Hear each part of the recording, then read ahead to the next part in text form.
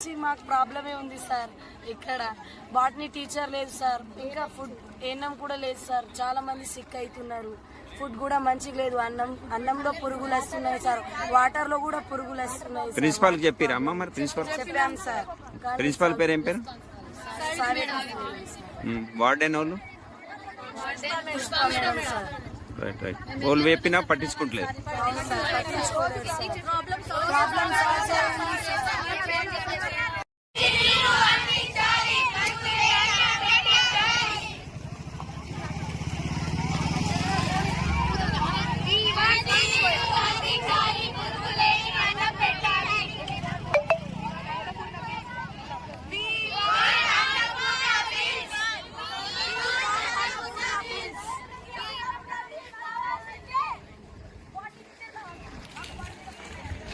जरूर